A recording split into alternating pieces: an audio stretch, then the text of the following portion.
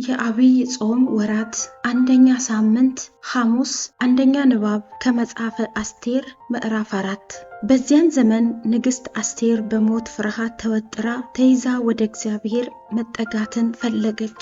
ንጉሳችን ጌታ ሆይ አንተ ብቻ አምላክ ነህ። ብቻዬን የሆንኩትንና ካንተ በቀር ሌላ ረዳት የሌለኝን ሕይወቴን ከማጥፋቴ በፊት አንተው እርዳኝ። በልጅነቴ ከቤተሰቦቼ ጋር ሳለሁ የተማርኩት ይህንኑ ነው። እግዚአብሔር ሆይ አንተ ከሕዝቦች ሁሉ መካከል እስራኤልን መርጠህ መያዝህን ከተወለድሁ ጀምሬ በአባቶቼ ነገድ ዘንድ የተማርኩት ነው። አባቶቻችንንም ከዘመዶቻቸው መካከል መርጠህ የዘላለም ርስትህ እንዲሆኑ አደረግሃቸው። የተናገርኸውንም ሁሉ ፈጸምህላቸው። አሁንም ባንተ ፊት በድለናል፣ ለጠላቶቻችን አሳልፈህ ሰጠህን። ምክንያቱም አማልክቶቻቸውን አከበርን። ጌታ ሆይ ትክክለኛ ነህ። ጌታ ሆይ በትረ መንግስትህን አትስጥ። ውድቀታችን መሳለቂያቸው እንዲሆን አትፍቀድ። እቅዳቸውን በእነሱ ላይ መልሰህ ጣልባቸው። የሴራውን መሪ በምሳሌነት ቅጣው። ጌታ ሆይ አስታውሰን፣ በመከራችን ጊዜ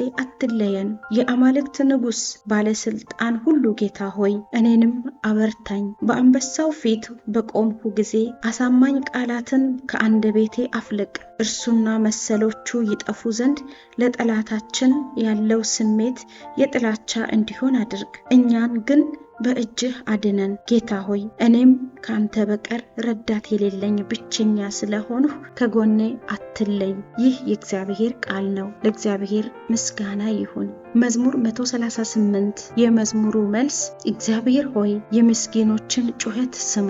እግዚአብሔር ሆይ በሙሉ ልቤ አመሰግንሃለሁ። በመላእክት ፊት ላንተ የምስጋና መዝሙር አቀርባለሁ። እግዚአብሔር ሆይ የምስኪኖችን ጩኸት ስማ። ስለ ዘላለማዊ ፍቅርህና ስለ እውነተኛነትህ የስምህንና የትእዛዝህን ከፍተኛነት ስላሳየህ ወደ ተቀደሰው መቅደስህ እየሰገድሁ ስምህን አመሰግናለሁ። እግዚአብሔር ሆይ የምስኪኖችን ጩኸት ስማ።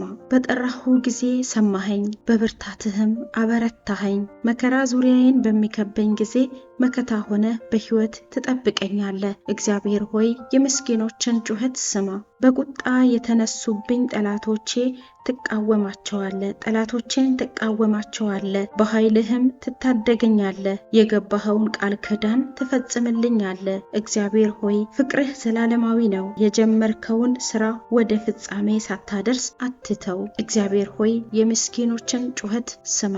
ከማቴዎስ ወንጌል ምዕራፍ 7 ከቁጥር 7 እስከ 12። በዚያን ጊዜ ኢየሱስ ደቀ መዛሙርቱን እንዲህ አለ፣ ለምኑ ይሰጣችኋል፣ ፈልጉ ታገኛላችሁ፣ በር አንኳኩ ይከፈትላችኋል። ምክንያቱም የሚለምን ሁሉ ይሰጠዋል፣ የሚፈልግ ያገኛል፣ በር ለሚያንኳኳ ይከፈትለታል። ከእናንተ አባት ሆኖ ልጁ ዳቦ ቢለምነው ድንጋይ የሚሰጠው ማን ነው? አሳ ቢለምነውስ እባብ ይሰጠዋልን? እንግዲህ እናንተ ክፉዎች ሆናችሁ ሳለ ለልጆቻችሁ መልካም ነገር መስጠት ታውቃላችሁ። ታዲያ በሰማይ ያለው አባታችሁማ ለሚለምኑት እንዴት አብልጦ መልካም ነገር አይሰጣቸውም? እንግዲህ ሰዎች ሲያደርጉላችሁ የምትፈልጉትን ሁሉ እናንተም ለእነርሱ እንዲሁ አድርጉላቸው። የሙሴ ሕግና የነቢያት ትምህርትም የሚሉት ይህንኑ ነው። ይህ የክርስቶስ ቃል ነው። ክርስቶስ ሆይ ምስጋና ላንተ ይሁን።